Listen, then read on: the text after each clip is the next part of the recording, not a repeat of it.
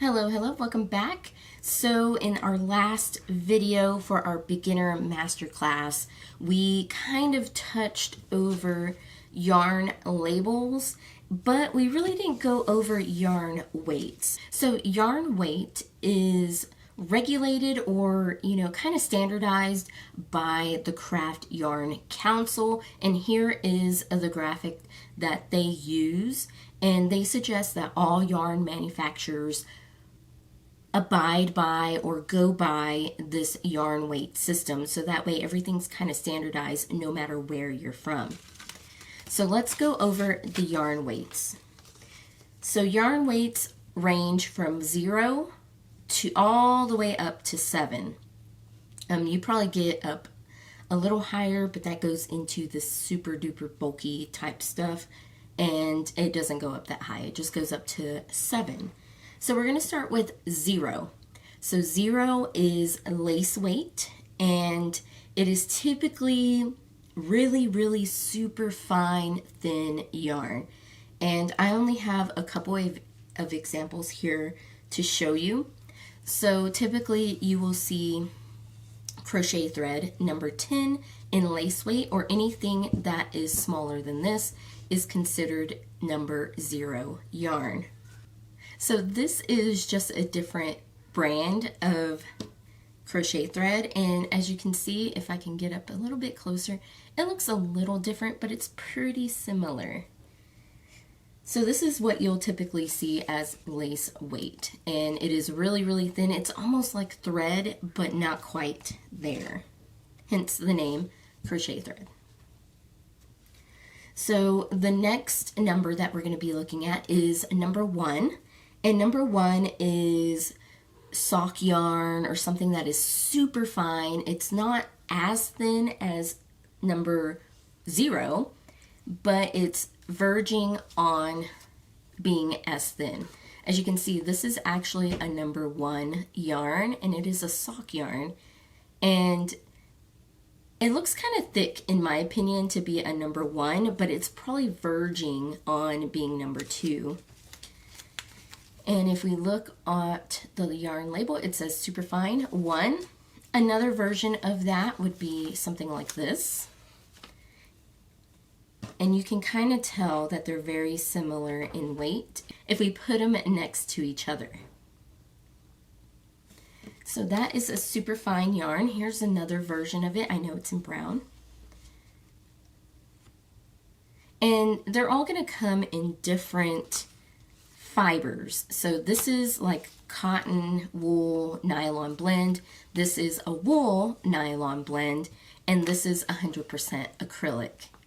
Let's move on to weight 2, which I actually don't have any examples of it, but I will put up some examples on the screen here of number 2 yarn. So as you can see here are some examples of number 2 weight yarn. This is yet another one that is mainly used for kind of lace work or even like socks. So typically that's what you'll see. You'll see some blends of yarn that have wool in it, silk, all sorts of stuff. This is like for delicate work, for really airy lace work. So don't let it deter you away from it. You can still use really kind of bigger hooks with this yarn to make this really lacy, airy type garments. So just keep that in mind when you're looking at these on websites. I find that I don't typically find size 2 here in the US at physical stores. It's not very popular. I typically find just number 3 weight yarn here in the States. So if you are looking for number 2 yarn here in the States, you might have to go online and purchase it. So yeah, just keep that in mind. So let's move on to number 3 weight yarn. Number 3 weight yarn is going to be classified as DK or light worsted. You might even see it called a sport weight, but typically sport weight is associated with number 2. It just really depends on the pattern. So here is an example of a number 3 lightweight yarn. Ooh. Here's another one. This is a Lion brand Kubu, and this is a lightweight. As you can see here, it says number 3, light. And yeah, so I mean, typically this is what you'll find. I actually don't have any other examples of this number 3 yarn. So typically you'll find a number 3 weight yarn in the baby section. So that's a number 3 yarn. So let's move on to number 4 weight. Number 4 is going to be worsted. It's going to be thicker. It's going to be the ones that you typically see a lot of patterns use. That's because it is just like the perfect size for a lot of things. So here is a number 4 weight yarn. As you can see, this is a specialty type yarn. It is a furry yarn. Now, that's the wrong one. So here is the yarn label for this. And as you can see, it is classified as a number 4. But if you take a look at it, it looks very thin. But we're going by wraps per inch. So wraps per inch. Wraps per inch is exactly that, wraps per inch. You take something round and something, and you wrap it around for an inch, and then you count the wraps. So that's what basically they're going by. Here's another example of number 4 yarn. This is Mainstays cotton yarn. And once again, as you can see, to me, this looks very thin for a number 4 weight yarn, but it is. It's probably right there on the edge of being number 4. And if we look at this cotton yarn here, this is another version of number 4 weight yarn. If we put them next to each other, you can tell that this darker blue is thicker than this lighter blue.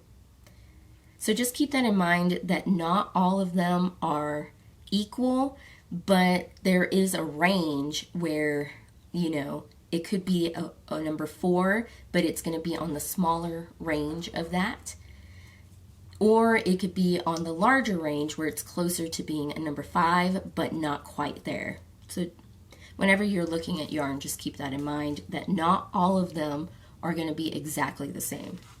So that's moving us along to number 5 yarn. So number 5 is going to be your bulky yarn, and it's going to look very similar to this. So here is another version of bulky yarn. As you can see, they're this one's a little thicker than this one, but they're both bulky yarn.